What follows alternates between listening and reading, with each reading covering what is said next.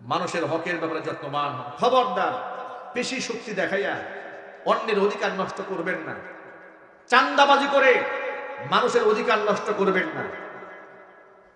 টেম্পু stand দখল করেন আপনারা, বাস স্ট্যান্ড দখল করেন আপনারা, এরপর ব্রিজ দখল করেন আপনারা, ফ্যাক্টরি দখল করেন আপনারা, গাড়ি বের হতে দেবেন না চান্দা দেওয়া ছাড়া। এই ধান্দাবাজি দেশে আছে না নাই? আরো যদি বলতে পারছে না নাই। তারা বলে হুজুর রাজনীতি করতে হলে তো একটু একটু লাগে, ছেলে পেলে চালাইতে হয়, সামনে নির্বাচন, কত খরচ, 1000 মোটর সাইকেল শোডাউন করতে হয়, তেল লাগে, খরচ দিতে হয়। ফ্রি তো কেউ বাইক শোডাউন করবে, মাসালা বানাইছে জায়েজ করার জন্য। আরেকজনের বক্তব্য শুনলাম যে দেখেন আমরা টাকা পয়সা ভাগাভাগি করে নেব, তবে মানুষের উপর বেশি জুলুম করা যাবে না। কিন্তু এটা হচ্ছে ইমানদার চান্দাবাজ। কি বলেন? চোর হলেও ইমানটা ঠিক আছে নাকি? কি সুন্দর করে বলে যে না আমরা নিজেরা ভাগাভাগি করে নেব, কিন্তু কারোর উপর জুলুম করা যাবে না। নেবে চান্দা কিন্তু জুলুম করবে না। খাবে পায়খানা কিন্তু হালাল হইতে হবে। এটা আবার কি বলেন আপনারা? পায়খানা খাওয়া যেমন হারাম, মুসলমানদের জন্য চান্দা খাওয়া ঠিক তেমন হারাম।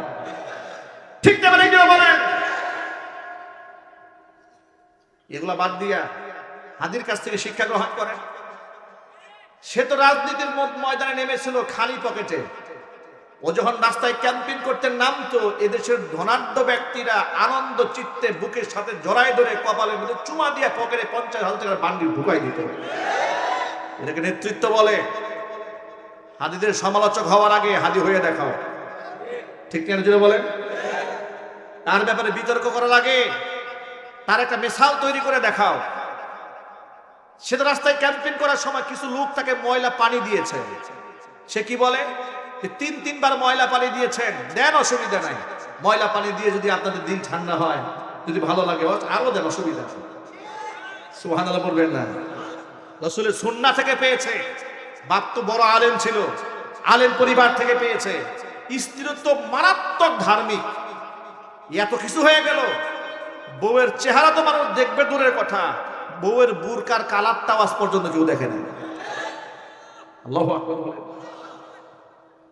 যেই দেশে ফিতনার জামানা, কিছু দেখি মহিলা মাদ্রাসার শিক্ষিকারা টিকটক করে। কথা বলে না কেন? নাম দিয়েছে উস্তাজা। পুরুষরা হয়েছে উস্তাজ, মহিলারা হয়ে গেছে উস্তাজা, মানে মহিলা শিক্ষিকা। ওনারা এখন টিকটক ভিডিও বানাচ্ছে। আবার দেখলাম কথায় কথায় লাইভে আসে। ওই সমস্ত উস্তাজাদা যারা আছে, এগুলো কয়েক হাজার উস্তাজা এক পাল্লায় দিলে হাদির বউয়ের জুতার সমান হবে না। উস্তাজাদের জন্য শিক্ষা রয়েছে হাদির স্ত্রীর মধ্যে। শিক্ষা গ্রহণ করো। ব্যক্তিত্ব কাকে বলে, গায়রত কাকে বলে, শখসিয়ত কাকে বলে, ইমানদারদের স্ত্রীদের গায়রত এমনই হওয়া উচিত। ঠিক কিনা বলেন? আমরা দোয়া করি মহান আল্লাহ পাক যেন তার ইমানি শক্তিকে আরো বাড়ায় দেন। জোরে কোন আমিন। আর টিকটক আর উস্তাজাদের ফিতনা থেকে আল্লাহ পাক যেন আমার যুব সমাজকে হেদায়েত দান করে। চোখের হেফাজত করতে হবে যুবক ভাইরা। আমরা দেখি যুবকেরা হুমরি খেয়ে পড়ে, মনে করে জান্নাতি হুর আসছে, বুরকা পরে আসছে, তো খুব পবিত্র বুরকা পরে যেহেতু আসছে।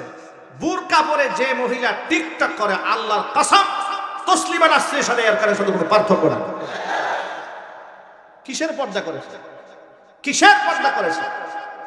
যেখানে পরনারীর কণ্ঠ শোনা ইসলামে বৈধতা দেওয়া হয় না একান্ত ওজোর ছাড়া। কোরআন মাজিদ আল্লাহ রাব্বুল আলামিন নারীদেরকে ঘরে থাকতে বলেছেন। এটাই আইডিওলজি, এটাই মুসলমানদের দর্শন, এটাই মুসলমানদের চিন্তা চেতনা। এখান থেকে বের হওয়ার কোনো সুযোগ নাই। আল্লাহ রাব্বুল আলামিন বলে দিয়েছেন ওয়াকারনা ফি বুয়ুতিকুন্না ওয়ালা তাবাররাজনা তাবাররুজাল জাহিলিয়াতিল উলা। ঘরের মধ্যে বসবাস করবে, জাহিলি যুগের মেয়েদের মতো নিজেকে উপস্থাপন করে রাস্তায় বের হবে না। সিদ্ধান্ত দিয়ে দিয়েছেন কে? আরো যদি বলেন, মহান আল্লাহ রাব্বুল আলামিন বের হতে এভাবে নিষেধ করেছেন। আর আপনি টিকটক করেন। আর এমন কিছু বেহায়া যুবক আছে নিজের বউয়ের সৌন্দর্যতা বিক্রি করে পয়সা ইনকাম করে। নাম দিয়েছে কাপল ব্লগ। কি নাম দিয়েছে? কাপল ব্লগ, বউ ব্যবসায়ী। আমাদের গাজীপুরে এক ভণ্ড আছে, কি আলম না কি একটা নাম কালিয়া করে, হ্যাঁ, আলম হাসান গোটা দেশটাকে নাপাক বানিয়ে ফেলেছে, গোটা দেশটাকে নাপাক বানিয়ে ফেলেছে। আর যুবকরা হুমরি খায় মজা করে ভিডিওগুলো দেখে। আমি যুবক ভাইদেরকে সতর্ক করি, এরা আপনাদের হেদায়েতের পথে নিচ্ছে না তো, এরা আপনাদেরকে জাহান্নামের দিকে নিয়ে যাচ্ছে। এদেরকে বয়কট করতে হবে, ইমানের উপর থাকতে হবে, তাকওয়ার উপর থাকতে হবে। আল্লাহ যেন তৌফিক দান, জোরে কোন আমিন। প্রিয় যুবক ভাইরা আমার, বউ বিক্রি করে, বউয়ের সৌন্দর্যতা বিক্রি করে পয়সা ইনকাম করেন, আপনার মতো লম্পট আর হতে পারে না। পতিতাবৃত্তি করে পয়সা ইনকাম করা যে অবস্থা, টিকটক ভিডিও বানায়া পয়সা ইনকাম করাও একই বিষয়। আল্লাহ পাক আমাদেরকে এই ফিতনা থেকে বের হওয়ার তৌফিক দান করে, জোরে কোন আমিন। যে কথা বলতে চেয়েছিলাম ভাইয়েরা আমার, তথাকথিত উস্তাযারা শিক্ষা গ্রহণ করতে পারে উসমান হাদির স্ত্রী থেকে, এত বড় গায়রতমান মহিলা। মহান আল্লাহ পাক যেন আমার মা বোনদেরকে আত্মমর্যাদায় ওঠার তৌফিক দান করেন, জোরে বলেন আমিন। বলে হুজুর চাঁদাবাজি করতাম না, এত বড় দল চালাইতে হয়তো, এই জন্য একটু জায়েজ আছে মনে হয়, কি বলেন? জায়েজ আছে।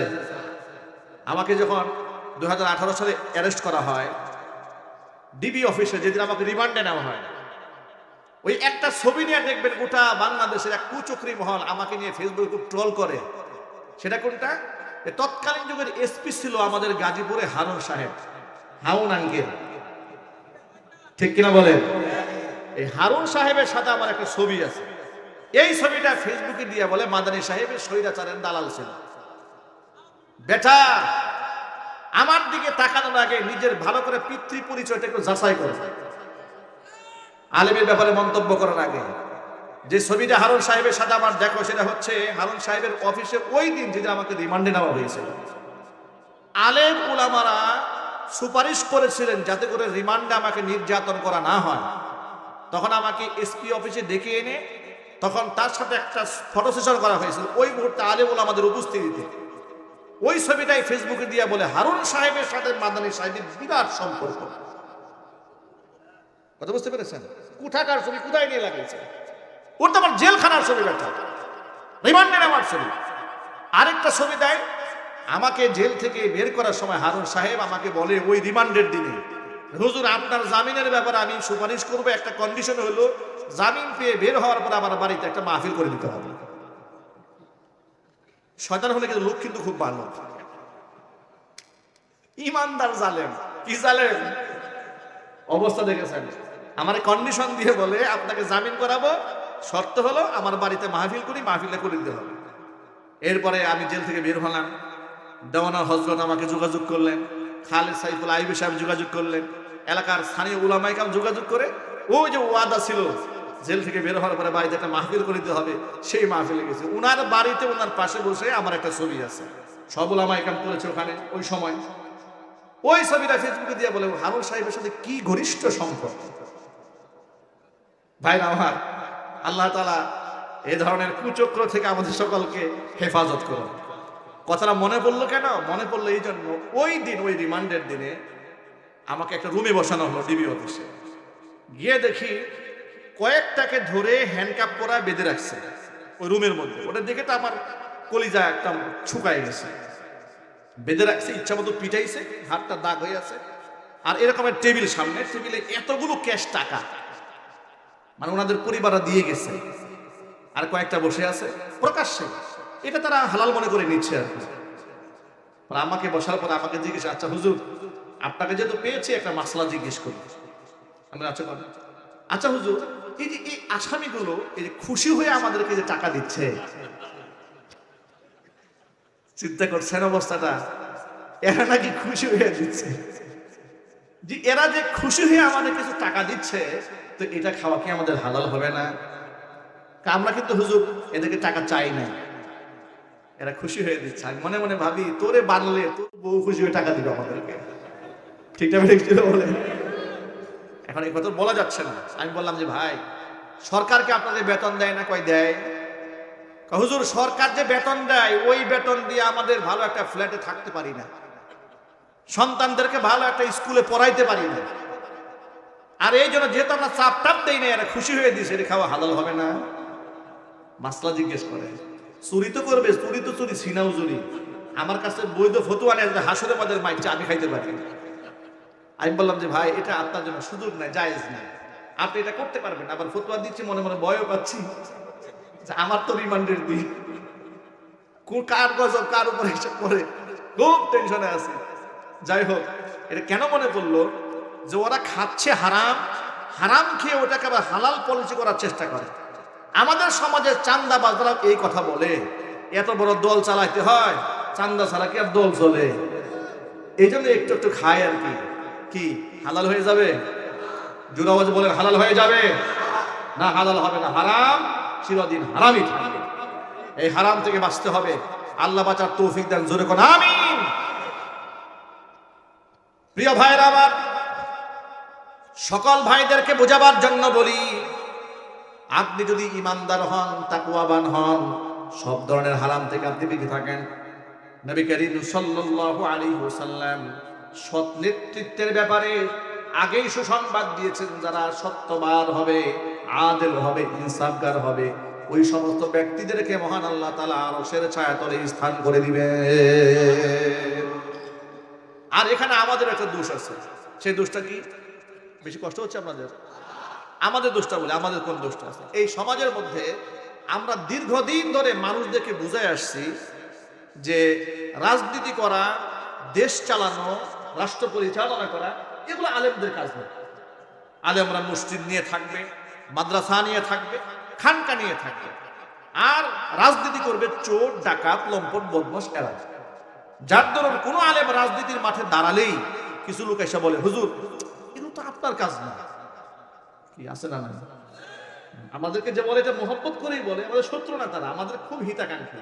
বলে হুজুর এগুলো কাদা সুরা ছিল, এগুলো তো আপনাদের কাজ না।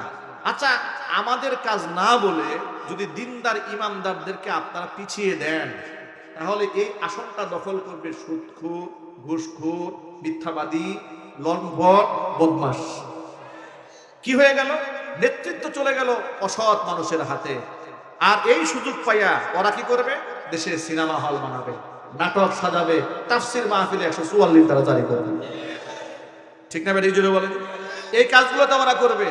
এই জন্য যুবক ভাইদের প্রতি আমার উদাত্ত আহ্বান, প্রিয় যুবক ভাইরা, আগামীর বাংলাদেশটাকে ইসলামের বাংলাদেশ বানাতে হবে ইনশাল্লাহ। বলেন। আলেম উলামা সহ এদেশের অধিকাংশ মুসলমানদের কলিজার দাবি, আগামীর বাংলাদেশকে আমরা তন্ত্রমন্ত্রের বাংলাদেশ দেখতে চাই না, আমরা কোরআনের বাংলাদেশ দেখতে চাই। কারা কারা দেখতে চান? আমি দুহাত দেখতে চাচ্ছি।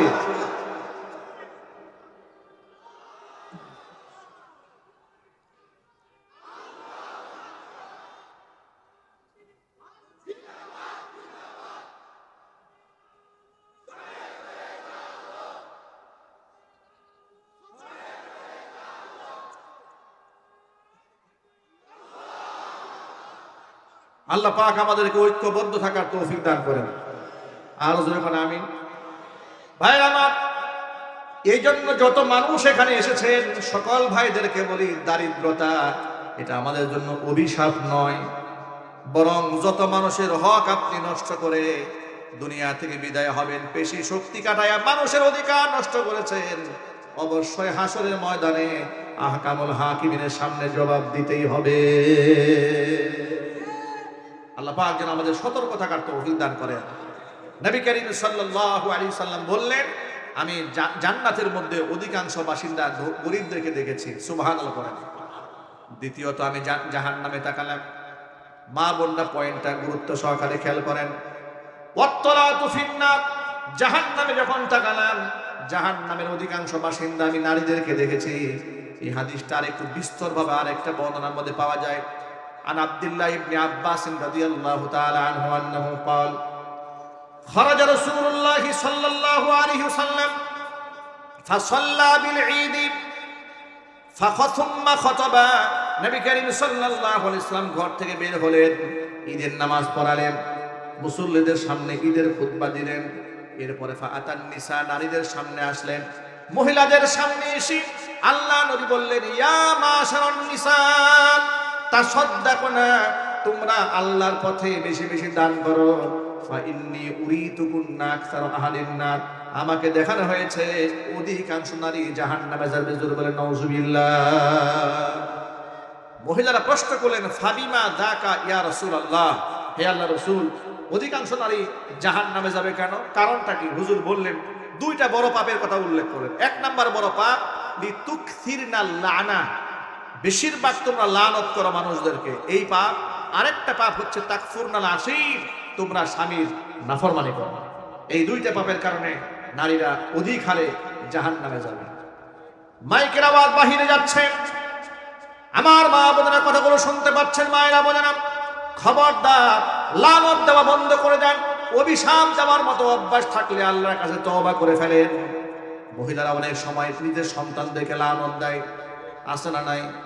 স্বামীর উপর লানত দেয়, প্রতিবেশীর উপর লানত দেয়, এমনকি মিজাজ বেশি খারাপ হয়ে গেলে নিজের উপর লানত নেয়। মহিলা অন্যের উপর লানত কেন দেয় শোনেন? আল্লাহ তাআলা কি বলে? চোখে দেখে না? হ্যাঁ, খালি আমারই চোখে দেখে, আল্লাহ বলে চোখে দেখে না? এইরকম বদদুয়া দেয়। আবার নিজের সন্তান একটু দুষ্টুমি করেছে, মেজাজ খারাপ হয়ে গেছে, তুই মরতে পারিস না, তুই গাড়ি তলে পড়তে পারিস না, এই ধরনের রাগ মেজাজ দেখিয়ে নিজের সন্তানকে বদদুয়া দেয়। সন্তানকে বদদুয়া দিয়েন না মায়েরা, কারণ মায়ের দোয়া, বাবার দোয়া আল্লাহর কাছে 100% কবুল হয়েছে। আপনারা ইমাম বুখারী রাহমাতুল্লাহি আলাইহির নাম শুনেছেন, মুহাম্মদ ইবনে ইসমাঈল আল বুখারী রাহিমাহুল্লাহ। এই পৃথিবীর আল্লাহ রাব্বুল আলামিনের নিয়ামত প্রাপ্ত এক বান্দা। জন্মের পরে অসুখ হয়ে দুনো চোখের অন্ধ হয়ে যায়। মা আবেদা জাহেদা, কেমন মায়ের সন্তান ইমাম বুখারী হয়েছে? আল্লাহু আকবার বলেন। সবার পেট থেকে ইমাম বুখারীর জন্ম হয়। আরে আমাদের সমাজের মায়েরা এখন নামাজ পড়ে না, রোজা রাখে না, এই জন্য পেট থেকে টিকটকার বের হয়। কথা ঠিক না? ঠিক। মা নিজেও টিকটক করে, মেয়েও টিকটক করে, ছেলেও টিকটক করে, জামাইও টিকটক করে। এই ঘর থেকে তো ভালো সন্তান জন্মগ্রহণ করবে না, ড্যান্ডি ফুল জন্মগ্রহণ করবে। ইমাম বুখারীর মা আল্লাহর কাছে দোয়া করে, রব্বুল আলামিন, আমার সন্তান মুহাম্মদ ইবনে ইসমাঈল কি তুমি দৃষ্টি ফিরায় দাও।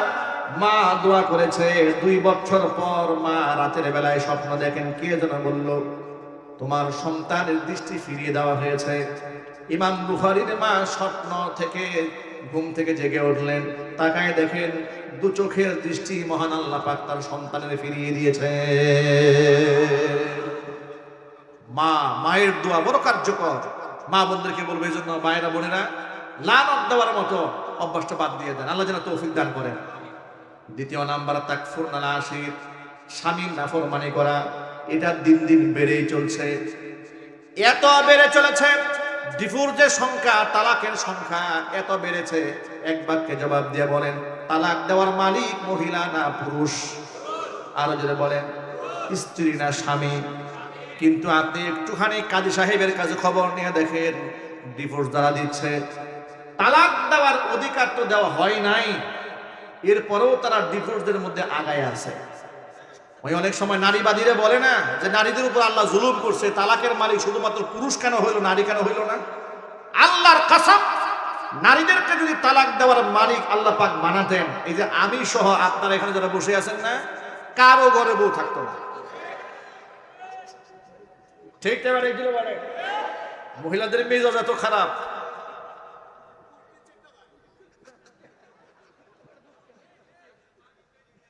এত কিছু করার পরে বলে যে আমি দেখে আপনার ঘরটা করলাম। ঠিক না? ঠিক। আবার বলে 10 বছর সংসার করলাম, সুখ কি জিনিস চোখে দেখলাম। এই ডায়লগ তো শুনতে শুনতে কান পান পুরুষদের ঝালাপালা হয়ে গেছে। আবার যে বলে না যে একমাত্র আমি দেখে তোমার ঘরটা করলাম, আসলে যে আপনি ছাড়া ওর আর কোনো রাস্তাও নেই। ঠিক কিনা বলেন? বলে সন্তানের দিকে তাকায় সংসারটা করলাম, ফ্যামিলির দিকে তাকায় করলাম। এই কথাটা সব মহিলা বলে, কমন ডায়লগ। এগুলা কিছু মনে করবেন না, এগুলো এক কান দিয়ে শুনবেন আর এক কান দিয়ে বের করে দেবেন। এই কথার অর্থ এটা নয় যে আপনার স্ত্রীর উপর জুলুম করবেন। ইসলাম এত সুন্দর জীবন ব্যবস্থা আমাদেরকে উপহার দিয়েছে। নবী করিম সাল্লাল্লাহু আলাইহি ওয়াসাল্লাম উভয়ের অধিকারের ব্যাপারে আমাদেরকে সতর্ক করেছেন। যেমন মহান আল্লাহ তাআলা সূরাতুন নিসায় নারীদের ব্যাপারে আল্লাহ পাক বলেছেন, ওয়াশিরুহুন্না বিল মারুফ, নারীদের সাথে তুমি উত্তম আচরণ করো। সুবহানাল্লাহ বলেন।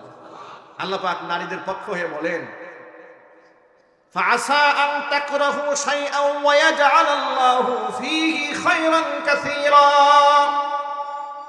তুমি তোমার এক স্ত্রীকে অপছন্দ করো, একটু সবর করো, ধৈর্য ধরো। এমন তো হতেও পারে তুমি যাকে অপছন্দ করো তার ভিতরেই মহান আল্লাহ পাক তোমার জন্য কল্যাণ রেখে দিয়েছে। সুবহানাল্লাহ। কত কথা বলেছে আমার রাসূল, যে কত কথা বলেছেন, আল্লাহু আকবার। একবার মা আয়েশা রাদিয়াল্লাহু তাআলা আনহা তিনি বলেন যে আমার ঘরে রাসূলের থাকার পালা পড়ল। একাধিক স্ত্রী হওয়ার কারণে নবী করিম সাল্লাল্লাহু আলাইহি সাল্লাম পালা করে করে থাকতেন এক এক সময় এক এক স্ত্রীর ঘরে। মা আয়েশার ঘরে যখন আল্লাহর নবী ছিলেন, এমন সময় তার জনৈক সতীনের ঘর থেকে একটা পিয়ালার মধ্যে সামান্য হাদিয়া পাঠানো হলো। মা আয়েশা রাদিয়াল্লাহু তাআলা আনহা বলেন, সতীনের ঘর থেকে খাবার এসেছে হুজুরের কাছে, মিজাজ আমার খারাপ হয়ে গেছে। কিন্তু আমার খুব গায়রতে লাগছে। কেন গায়রতে লাগলো? তোমার ঘরে যখন যাবে তখন তুমি খেদমত করো, আমার ঘরে আসছে, এখন আমার সময়, আমি তার সেবা করব, মহব্বত করব, ভালোবাসবো। তুমি অন্যের ঘর থেকে কেন খাবারটা পাঠালে? মেজাজ এত খারাপ হয়েছে, পিয়ালা ধরে খাবার সহ ঢিল মারছে, ভেঙে ফেলেছেন পিয়ালা, খাবার ছিন্ন ভিন্ন হয়ে গেল। মা আয়েশা রাদিয়াল্লাহু তাআলা আনহা বলেন, আল্লাহর কসম, আল্লাহর নবী আমাকে ভুরু কুঞ্চিত করেন না, একটা গালিও দেন না। সুবহানাল্লাহ বলতে পারলেন না? এই যে আপনারা যারা সুযোগ পাইলেই বলেন ইসলামে 4 বিয়ে আছে, হ্যাঁ ইসলামে জায়েজ আছে, জায়েজ আছে, বেটা আপনার মতো জালেমের জন্য জায়েজ আছে না। বিবাহ শুধু করলেই হবে না, মাসালাটা একটু ঠান্ডা মাথায় শুনে। কোরআন মাজিদ তো বলে দিয়েছে, হ্যাঁ ফানকিহু মা তাবা লাকুম মিনান নিসাই মাসনা ওয়া থুলাসা ওয়া রুবা ওয়া ইন খিফতুম আল্লা তা'দিলু ফাওয়াহিদাতান। আল্লাহ পাক বলেন, দুটা বিবাহ করতে পারবে, 3টা করতে পারবে, 4টা করতে পারবে, অনুমতি আছে। তবে যদি ভয় পাও যে ব্যালেন্স করতে পারবে না, সমতা রক্ষা করতে পারবে না, তাহলে তোমার জন্য একটা, আর একটা চালাবার যোগ্যতা যদি না থাকে তাহলে তোর জন্য বিবাহ করা হারাম। একটা চালাবার যোগ্যতা, মনে করেন আপনার নপুংসক হিজড়া, এর বিয়ে করা জায়েজ আছে? আরো চিৎকার দিয়ে বলেন জায়েজ আছে? মনে করেন একটা ব্যাটারি নাই, লো, কথা বলেন, তা আপনার জিন্দিগি সেটা একটা মহিলার জিন্দিগি শেষ করে দিয়েছেন। কলকাতা হারবাল খাইতে খাইতে জিন্দিগি শেষ, কাজ হবে না। বেটা তোর বিয়ে করতে বলছে কে? আরেকজনের মহিলার জীবন নষ্ট করতে? ঠিক না ঠিক বলেন? রিক্সাওয়ালা দেখি অনেকদিন আগে কোনাবাড়ি জেলখানা রোডের মাথায় আমি গাড়ি নিয়ে বের হচ্ছি, হঠাৎ করে রাস্তার মাঝখানে বিশাল গন্ডগোল, অনেক লোক জমা হয়ে গেছে। তা আমি গাড়ি ব্রেক দিয়েছি, কি হয়েছে দেখি এক রিক্সাওয়ালাকে 3 মহিলা ধরছে। একজনে ধরছে কলারে এখানে ধরছে, একজনে পিঠে ধরছে, আর একজনে লুঙ্গি ধরছে। বিশাল মুসিবত। আমি চিন্তা করলাম, আহারে নিরীহ একটা মানুষ পাইয়া এই মহিলাগুলো এত খারাপ কাজ করতেছে লোকের সাথে। আমাকে বলে, হুজুর বেশি দরদ দেখায় না, 3টা ওনার বউ। আমি বললাম ঘটনা নাকি? ঘটনা হচ্ছে এই ভদ্রলোক রিক্সা চালায়, সাভারে রিক্সা চালায়, বিয়ে করছে একটা, গাজীপুরে আসছে করছে একটা, ঢাকা গিয়ে করছে আরেকটা। এখন সে একটা বিয়ে করার পরে বেশি দিন থাকে না, ওখানে ওই এলাকা থেকে সে শিফট হয়ে যায়। সরকারি চাকরি করে তো রিক্সা চালায়, উনি শিফট হন, এরপরে সেখানে আরেকটা বিবাহ করে। এই 3 বউ ক্যান্ডিডেটের নেটওয়ার্ক একসাথে করছে, করে একসাথে ধরছে। আমি বললাম তাহলে ইচ্ছা হলো জুতা বিটা করার দরকার। কি বলেন আপনারা? আমাদের সমাজে বিশৃঙ্খলা এই জন্য হয়েছে। ইসলাম আপনাকে এইভাবে 4 বিয়ে করতে বলে নাই, ইসলাম আপনাকে ব্যালেন্স করতে বলেছে। সুবহানাল্লাহ বলেন। মা আয়েশা রাদিয়াল্লাহু তাআলা আনহা বলেন, আল্লাহর হাবিবের সামনে আমি এত বড় অন্যায়টা করলাম, মিজাজ খারাপ হয়ে গেল, আমি পাত্রটার ঢিল মেরে ভেঙে ফেললাম। আল্লাহর কসম করে বলি, নবী আমাকে গালিও দিলেন না, ধমকও দিলেন না, বুড়ো কুঞ্চিত করলেন না, আমার রাগটাকে মূল্যায়ন করলেন, আমার গায়রতটাকে বোঝার চেষ্টা করলেন। হুজুর হুবহু এরকম একটা পেয়ালা কিনে আমার সতীনের বাড়িতে পাঠিয়ে দিলেন, যাতে করে তার সাথে আমার মনের সাথে কোনো দূরত্ব সৃষ্টি না হয়। একটু জোরে বলতে হবে সুবহানাল্লাহ। রাসূলের দাড়ি রাখা সুন্নতে আমল করতে পেরেছেন, এরকম বউয়ের সাথে ব্যবহার করাটাও সুন্নত, ঠিক কিনা? এটা মাথায় রাখতে হবে। ইসলাম কত সুন্দর করে নারী আর পুরুষকে ব্যালেন্স করে দিয়েছে। আজকে কপাল পরা মুসলমানরা ইসলাম থেকে দিক নির্দেশনা না নিয়ে ওরা গেছে বেগম রুকিয়ার কাছ থেকে শিক্ষা গ্রহণ করতে। কথা বলতে হবে, ঠিক কিনা ভাই? ঠিক। ওই যে কয়েকদিন আগে বলেছে না, আমাদের দেশের প্রায় কি প্রধান উপদেষ্টা বলেছে আমি বেগম রুকিয়া, অথচ এই বেগম রুকিয়া হচ্ছে সেই বেগম রুকিয়া যে বেগম রুকিয়া বলেছে যে পুরুষতান্ত্রিক সমাজে নারীদেরকে পুরুষের অধীনস্থ রাখার জন্য ধান্দাবাজেরা ঐশী বাণীর নামে ধর্ম প্রচার করেছে। নাউজুবিল্লাহি মিন যালিক। নবীদেরকে ধান্দাবাজ যদি কোনো মহিলা বলে, এর ঈমান আছে? এর মুসলমান বলা যায়? আর ছোটবেলা থেকে আমরা আমাদেরকে জীবনে পড়ানো হয়েছে এক মহিয়সী নারী হচ্ছে বেগম রোকেয়া। এর 1880 খ্রিস্টাব্দে তার জন্ম হয়, 1932 খ্রিস্টাব্দে তার মৃত্যু হয়। এমনকি বাংলা একাডেমি 2006 সালে তার কিছু রচনা প্রকাশ করেছে। এখন অনলাইন আপনি সার্চ দিলে আপনি সেগুলো দেখতে পারবেন। ইসলাম নিয়ে, বিশেষ করে পর্দা পুশিদা নিয়ে তার যে জঘন্য চিন্তা ভাবনা আপনারা কল্পনা করতে পারবেন না। সেই মহিলাকে বানানো হয়েছে নারী জাতির অগ্রগতির দূত। নাউজুবিল্লাহ বলেন। এই মহিলা কি নারী জাতির অগ্রগতির দূত হতে পারে? না। আমার মা বোনদের জন্য আদর্শ হচ্ছে উম্মুল মুমিনিনের মা খাদিজাতুল কুবরা রাদিয়াল্লাহু তাআলা। আমার মা বোনদের জন্য আদর্শ হচ্ছে উম্মুল মুমিনিনের মা আয়েশা সিদ্দিকা রাদিয়াল্লাহু তাআলা আনহা। আল্লাহ বুঝার তৌফিক দান করেন। ভাইরা আমার, তাহলে ইসলাম আপনাকে শিখিয়ে দিয়েছে স্ত্রীর উপর আপনি আবার জুলুম করতে যাবেন না। আবার নারীদেরকে বলে দিয়েছে লাউ কুনতু আমিরান আহাদান আইয়াসজুদা লিগাইরিল্লাহ লা আমারতুল মারআতা আন তাসজুদা লিজাওজিহা। আল্লাহ নবী বলেন, এই দুনিয়াতে যদি আমি আল্লাহর পরে মানুষ হয়ে মানুষের পায়ে সিজদা করার হুকুম কাউকে দিতাম, তাহলে অবশ্যই স্ত্রীদেরকে বলতাম তারা যেন স্বামীর পায়ে সিজদা দেয়। আল্লাহর নবী হাদিসের শেষাংশে বলেন, ওয়াল্লাযী নাফসু মুহাম্মাদিন বিয়াদিহি, ওই সত্তার কসম যার হাতে আমার প্রাণ, লা তুআদ্দিল মারআতু হাক্কা রাব্বিহা হাত্তা তুআদ্দিয়া হাক্কা যাওজিহা। একজন স্ত্রী ততক্ষণ পর্যন্ত তার রবের হক আদায় করতে পারবে না যতক্ষণ না পর্যন্ত সে তার স্বামীর হক আদায় না করতে পারবে। এভাবে একদিক থেকে নারীকে তার স্বামীর গুরুত্ব বোঝানো হয়েছে, অন্যদিক থেকে পুরুষকেও তার স্ত্রীর ব্যাপারে দায়িত্বশীল হওয়ার কথা সবক ইসলাম দিয়েছে। প্রিয় যুবক ভাইরা, আমরা কি আমাদের স্ত্রীদের প্রতি ইনসাফ করতে পারবো না ইনশাআল্লাহ? জোরে বলুন ইনশাআল্লাহ। আজকের পর থেকে স্ত্রীকে মারবেন, জোরে বলেন মারবেন, গালি দিবেন, চুল ধরে টান দিবেন, টাকা পয়সার জন্য খোঁটা দিবেন, বলবেন তোর বাপ মা আমারে কি দিয়েছে, এই জালেম স্বামী নাই দেশে। আরো যদি বলেন, কি সুন্দর করে বলে বিবাহের সময় বলে যে আমাদের ছেলের যদি কোনো ডিমান্ড নাই, তবে নতুন ঘর করেছো ফার্নিচার নাই। কি সুন্দর দেখেছেন, আমাদের কোনো ডিমান্ড নাই, ছেলে লেখাপড়া করেছে, বিদেশ যাবে, লাখ 20 টাকা লাগে আর কিন্তু ডিমান্ড নাই। কিন্তু নাউজুবিল্লাহ বলেন, এগুলা করবেন না, এগুলা খুঁটা দিবেন না। আল্লাহ পাক যেন আমাদেরকে আমল করার তৌফিক দান করেন। আমি হাদিসের শেষাংশ বলেই আমি আলোচনা শেষ দিকে নিয়ে যাচ্ছি। নবী করিম সাল্লাল্লাহু আলাইহি ওয়াসাল্লাম হাদিসের শেষাংশ কি বলে শুনেন। আল্লাহর নবী সাল্লাল্লাহু আলাইহি ওয়াসাল্লাম মহিলাদেরকে এরপরে বলেন, মা রাআইতু মিন নাকিসাতি আকলি ওয়া দীনিন আযহাবা লিলুব্বির রাজুলিল হাযিমি মিন ইহদাকুন্না।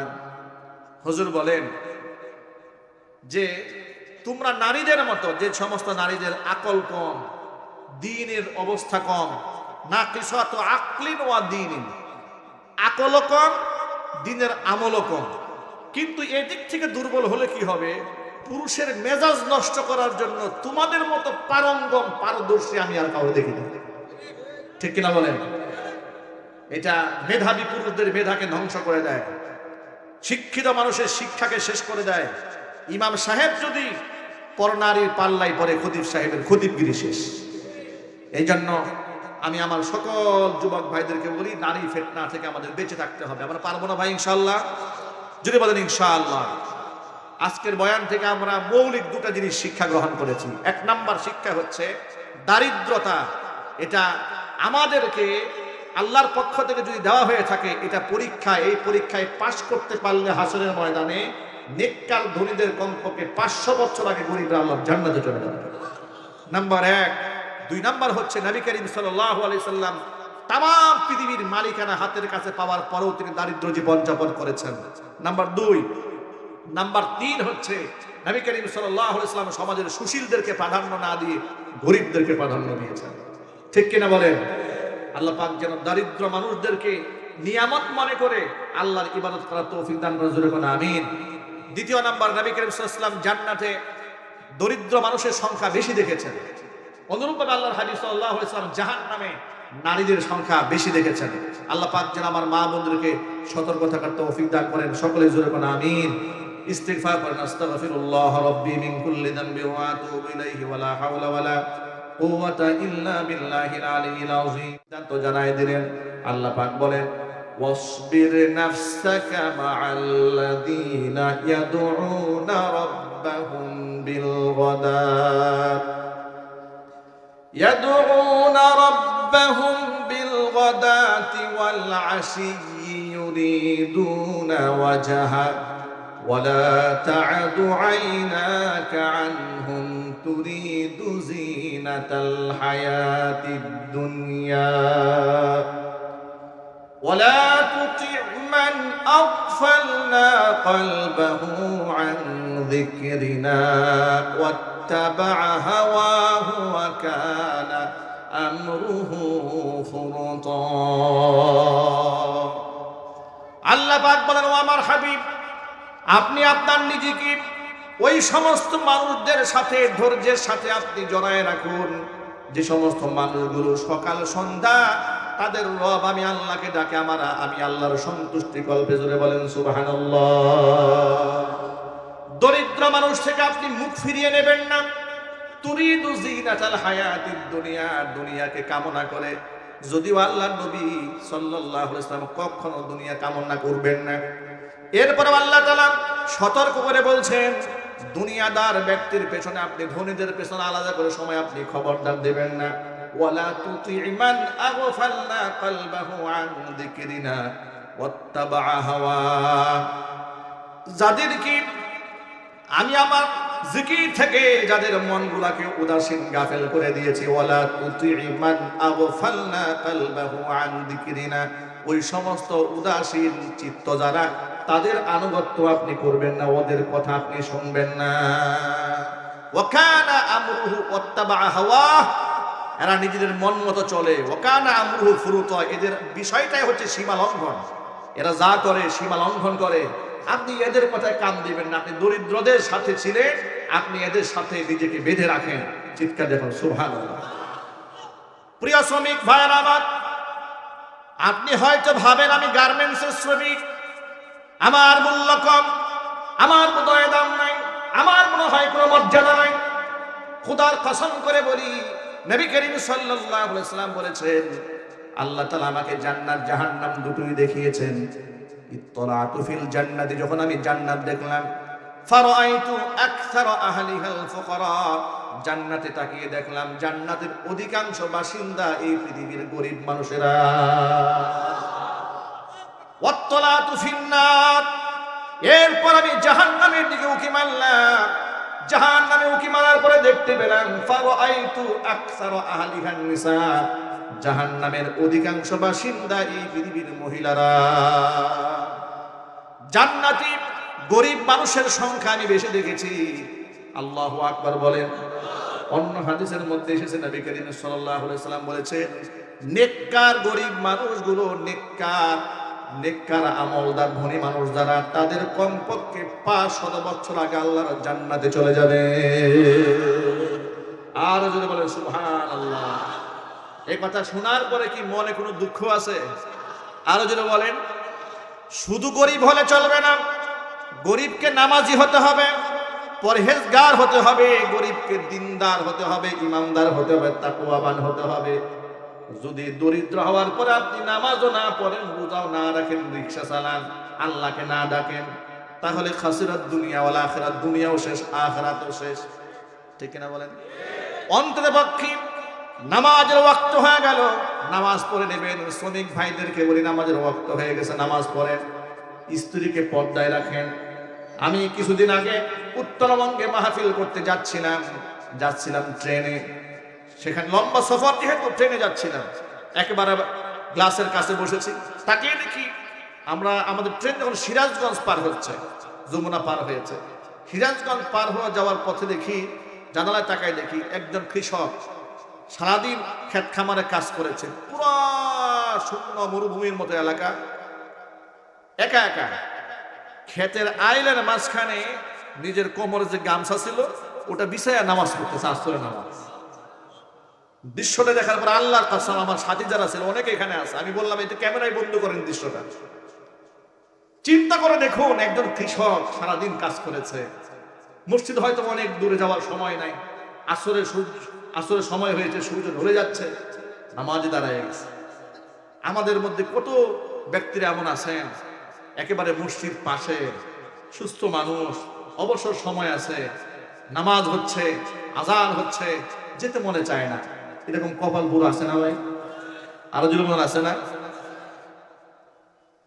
প্রিয় ভাইদেরকে বলি, প্রিয় ভাইরা আমার, দরিদ্র হওয়ার পরে ঈমান, আমল, তাকওয়া, পরহেজগারিতা যদি মজবুত থাকে, ভয় নাই, আপনি ক্ষতিগ্রস্ত হন নাই, দরিদ্র হয়ে আপনার কপাল পড়ে যায় নাই। অনেকে বলে হুজুর চাকরি নেই, চাকরি টিকে না, ব্যবসা করি, ব্যবসা টিকে না, কত জায়গায় গেলাম, সব জায়গায় শুধু লস আর লস, আল্লাহ কি আমার পছন্দ করে না? নিঃসন্দেহে মহান রব আপনাকে ভালোবাসেন, সম্পদ বেশি দিলেই বেশি মহব্বত করেন, বিষয়টি তা নয়। তার কারণ কেউ আল্লাহ পাক অসংখ্য সম্পদের মালিক বানিয়েছিলেন। ক্ষমতার মসনদ দিলে আল্লাহ আপনার পছন্দ করেন, আপনি হেরে গেলে আল্লাহ আপনার পছন্দ করেন, এই চিন্তার কোনো কারণ নাই। অনেক সময় জালেম শাসক যারা আছে তারাও খুশি হয়ে বলে ক্ষমতার মালিক যেহেতু আল্লাহ, সুতরাং আল্লাহ আমার পছন্দ করে ক্ষমতায় বসাইছেন। এরকম লোক সমাজে আছে না নাই? আরো জোরে বলেন। এমনকি স্বৈরাচারেরা বলেন, তাদের এমপিদের মুখে এমন কথা আমরা শুনেছি, তারা বলেছে যে আমাদের মাননীয় প্রধানমন্ত্রী 7 জন ওলির চাইতেও বেশি উন্নত। কেন? বলে ওলির চাইতে উন্নত, 7 ওলির আমল একত্রিত করলে হাসিনা সমান হবে না। কয় কেন? কয় সে 3 প্রধানমন্ত্রী হইল কি আল্লাহ পছন্দ না করলেই? কি যুক্তি নিয়ে বসে আছে। আহারে, ওই সময় তো দেখেছেন না, কিছু কিছু আলেমরা এক একজনকে ওনাকে জান্নাতবাসী বানিয়ে দিয়েছে। কথা বলে না কেন? আছে না নাই জুড়ে বলে? কিছু লোক তো জান্নাতে পাঠিয়ে দিয়েছে। এরকম তৈল মর্দন যে কত আলেমরা করেছে, আল্লাহ পাক তাদেরকে হেদায়েত নসিব করুক। ভাইরা আমার, সে বলে কম পক্ষে 7 জন ওলির চাইতে যদি পাওয়ার না থাকতো তাহলে তিনি কেমনে প্রাইম মিনিস্টার হলেন? ওই সময় কঠিন ভাষায় ব্যক্তিগত অনেককে জবাব দিয়েছি, অনেক সময় মাহফিলে উদাহরণ এক্সাম্পল দিয়ে বলেছি, ক্ষমতা শুধু আল্লাহ তাআলা পছন্দ করেই দেন না, অনেক সময় সাইজ করার জন্য আল্লাহ ক্ষমতা দেন, যেমন ফেরাউনকে দিয়েছিলেন। শুধু ভালোবাসলেই দেন না, ভালোবেসে আল্লাহ পাক ক্ষমতা দিয়েছিলেন নবী সুলাইমান আলাইহিস সালাতু ওয়াস সালাম। ঠিক কিনা বলেন? এমন রাজত্ব আল্লাহ পাক দিয়েছিলেন, পাখি তার কথা শুনেছে। আল্লাহু আকবার বলেন। পাখি তার কথা শুনেছে, পিঁপড়ার আওয়াজ তিনি শুনতে পেয়েছেন, পিঁপড়ার সাথে তিনি কথা বলেছেন, পাখির ভাষা তিনি বুঝতে সক্ষম হয়েছিলেন, জিন জাতের উপর তিনি রাজত্ব চালিয়েছিলেন। এমন ক্ষমতা আল্লাহ তাআলা নবী সুলাইমান আলাইহিস সালাতু ওয়াস সালামকে মোহাব্বত করে দিয়েছিলেন। এমন রাজত্ব পাওয়ার পরে সুলাইমান আলাইহিস সালাতু ওয়াস সালাম অহংকারী হন নাই হাসিনার মতো। হাসিনার মতো বলে নাই, কখনো বলে নাই হাসিনা পালাই না, অহংকার করে নাই। ঠিক কিনা? আবার বলেছে আমাদেরকে ক্ষমতার মস্তক থেকে সরাই দেবে এমন শক্তি বাংলাদেশে জন্মগ্রহণ করে নাই। এইরকম দাম্ভিকপূর্ণ কথাবার্তা নবী সুলাইমান আলাইহিস সালাতু ওয়াস সালাম বলেন। কি বলেছেন? আল্লাহ পাকের শুকরিয়া আদায় করেছেন, মহান আল্লাহ পাকের প্রশংসা করেছেন। আমি এই কথার এক্সাম্পল শুধু এই জন্য দিলাম, এটা আমার মূল আলোচনার বিষয় নয়। ক্ষমতার মস্তক আল্লাহ পাক দিলে আপনি আল্লাহর নির্বাচিত, আল্লাহর মনোনীত, এটা চিন্তা করার কোনো কারণ নাই। যাকে আল্লাহ পাক যে হালাতে রেখেছেন সেটাই তার জন্য পরীক্ষা। যাকে আল্লাহ সম্পদ দিয়েছেন সম্পদ তার জন্য পরীক্ষা, যাকে আল্লাহ পাক দেন নাই তার জন্য দারিদ্রতাই পরীক্ষা। তবে সম্পদ না পেয়ে দারিদ্রতার পরীক্ষাটা সহজ, সম্পদ পাওয়ার পরে সম্পদের পরীক্ষাটা বেশি মারাত্মক। ঠিক কিনা জোরে বলুন। প্রিয় ভাইরা আমার, নবী করিম সাল্লাল্লাহু আলাইহি সাল্লাম বলেছেন, দরিদ্র মানুষ যারা যদি ইমানদার হয়, এই মানুষগুলা কিয়ামতের দিন নেককার ধনীদের কমপক্ষে 500 বছর আগে আল্লাহর জান্নাতে চলে যাবে। শ্রমিক ভাইদেরকে বলি, নামাজের ওয়াক্ত হয়েছে, নামাজে ঢুকে যাবেন। আমার গার্মেন্টসের পিএম যারা, জিএম যারা, বাড়িওয়ালা যারা, যারা এখানে এসেছেন, ব্যবসায়ী যারা এসেছেন, নামাজের আজান হয়ে গেছে, আর বসে থাকবেন না। হযরত আলী কাররামাল্লাহু ওয়াজহাকে আল্লাহর নবী ডাক দিয়ে বলেন, ও আলী, সালাসুন লা তুআখিরহা, তিনটা কাজে বিলম্ব করা যাবে না। কয়টা কাজে? এক নাম্বার, আস-সালাতু ইযা আনাত, নামাজের ওয়াক্ত হয়ে গেল, নামাজ পড়তে বিলম্ব করবে না। দুই নাম্বার, ওয়াল জানাজাতু ইযা হাদারাত, জানাজার নামাজ এসে হাজির হয়েছে, সেখানেও বিলম্ব করবে না। তিন নাম্বার, ওয়াল আইয়িমু ইযা ওয়াজাদতা লাহা কুফুয়ান, বিবাহের উপযুক্ত মেয়ে ঘরের মধ্যে আছে, খবরদার মেয়েকে, মেয়ের পাত্র যদি পেয়ে যাও, বিবাহ দিতে কাল বিলম্ব করবে না। নামাজের ওয়াক্ত হওয়ার পরে নামাজে যদি বিলম্ব করেন, যদি মনে করেন জোহর মাত্র শুরু হয়েছে, আর একটু পরে গিয়ে পড়ি, জোহরের ওয়াক্ত শেষ, আসর শুরু হয়েছে, আর একটু পড়ি, আসর পরে গিয়ে শেষ, মাগরিব শুরু হয়েছে, টাইম তো অনেক লম্বা, এটা মনে করে বসে থাকলেন, খবরদার, শয়তান আপনাকে নামাজটা কাজা করায় ছাড়বে। নামাজকে বলো না কাজ আছে, কাজকে বলো আমার নামাজ আছে। নামাজ বিহীন পরকালে কি জবাব দেবে তুমি প্রভুর কাছে। আজকের পর থেকে নামাজের ওয়াক্ত হয়ে গেলে আমরা বিলম্ব করবো না, বলেন ইনশাআল্লাহ। নামাজ কয় ওয়াক্ত পড়বো ভাই? কয় ওয়াক্ত? যদি বলেন কয় ওয়াক্ত? 5 ওয়াক্ত নামাজ মসজিদে জামাতে সাদা আদায় হবে, বলেন ইনশাআল্লাহ। এমন যেন না হয় সাপ্তাহিক মুসল্লি হব, এরকম যেন না হয়। আল্লাহ পাক সাপ্তাহিক মুসল্লি হওয়ার গজব থেকে আল্লাহ আমাদের বাঁচায়। নামাজ কয় ওয়াক্ত? এটা শুধু আমরা পড়বো, আমাদের ঘরে বউরা না পড়লেও চলবে নাকি? বউদেরকে মোহাব্বত করেন না আপনারা? কি করেন? যারা নিজেরা নামাজ পড়ে বউদেরকে নামাজ পড়তে বলে না, তারা আসলে বউরে ভালোবাসে না। কারণ তারা চাই যে বউ জাহান্নামে যাক, আমি জান্নাতে যাই। কি কোরআন মাজিদ আল্লাহ পাক বলেছেন, ইয়া আইয়ুহাল্লাযীনা আমানু কু আনফুসাকুম ওয়া আহলিকুম নারা, ওই ইমানদাররা নিজেদেরকে জাহান্নামের আগুন থেকে বাঁচাও, ও আহলিকুম, এবং নিজেদের পরিবারের সদস্যদেরকে জাহান্নামের আগুন থেকে বাঁচাও। নিজেরাও নামাজ পড়বো, আমাদের স্ত্রী সন্তানদেরকেও আমরা নামাজের ব্যাপারে উদ্বুদ্ধ করব, আল্লাহ যেন কবুল করেন। দারিদ্রতা কোনো অভিশাপ নয়। আল্লাহ নবী সাল্লাল্লাহু আলাইহি ওয়াসাল্লাম সাহাবীদেরকে প্রশ্ন করলেন, ও সাহাবীরা, আতাদুরুনা মানিল মুফলিস, তোমরা বলো তো একেবারে নিঃস্ব মানুষকে, সর্বহারাকে, একেবারেই ধ্বংসপ্রাপ্তকে? সাহাবায়ে কেরাম প্রশ্ন করলেন, আল্লাযী লা দিনার ওয়ালা দিরহামা, যার টাকা নাই পয়সা নাই, সেই ব্যক্তি তো একেবারে সর্বহারা, একেবারে গরিব সেই ব্যক্তি। নবী করিম সাল্লাল্লাহু আলাইহি ওয়াসাল্লাম বললেন, না, জবাব তোমাদের সঠিক হলো না। সাহাবায়ে কেরাম বললেন, ফাল্লাহু ওয়া রাসূলুহু আলাম, তাহলে সঠিক জবাব আল্লাহ পাক এবং তার রাসূল ভালো জানেন। হুজুর বললেন, শোনো, কিয়ামতের ময়দানে অসংখ্য মানুষ নামাজের সওয়াব নিয়ে দাঁড়াবে, এমন কিছু মানুষ আছে যাকাতের সওয়াব নিয়ে দাঁড়াবে, হজের সওয়াব নিয়ে দাঁড়াবে, কিন্তু নেকের পাহাড় নিয়ে দাঁড়িয়ে যাওয়ার পরে ওই ব্যক্তির বিরুদ্ধে এমন কিছু মানুষ দাঁড়ায় যাবে যা তার সাথে তাদের লেনদেন বাকি ছিল। একজন দাঁড়ায় বলবে, রব্বুল আলামিন, সে তো আমার দুনিয়াতে পেশি শক্তি খাটায়া জমি দখল করে নিয়েছিল।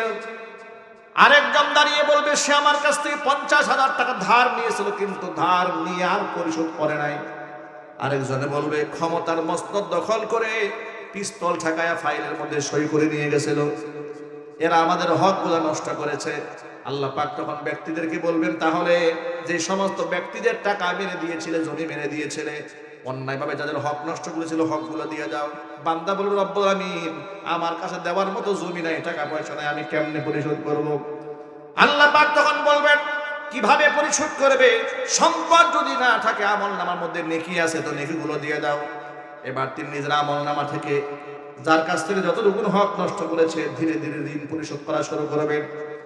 ঋণগুলো পরিশোধ করতে করতে অবস্থা এমন হবে, আমল নামার মধ্যে যত সব ছিল সব শেষ হয়ে যাবে, তখনও কিছু পাওনা বাকি আছে। বলবেন আল্লাহ তাআলা, এর কাছে আমার তো আরো কিছু পাওনা বাকি আছে। আল্লাহ পাক বলবেন, এবার তার আমল নামা দিয়া পরিশোধ কর। ব্যক্তি বলবে, আল্লাহ আমার তো এখন আমল নামা কিছু নাই, সব শেষ হয়ে গেছে। আল্লাহ পাক বলবেন, দেওয়ার মতো যদি কিছু না থাকে, ওর আমল নামা থেকে গুনাহগুলো নিজের আমল নামায় নেই। নিজের আমল নামার মধ্যে অন্যের গুনাহগুলো চাপায় নিয়ে কপাল পরা জাহান্নামে নিক্ষিপ্ত হবে। নবী করিম সাল্লাল্লাহু আলাইহি সাল্লাম বলছেন, এই লোকটা হচ্ছে পৃথিবীর সবচেয়ে নিঃস্ব মানুষ। আমরা কি এরকম নিঃস্ব হতে চাই? যদি বল নিঃস্ব হতে চাই,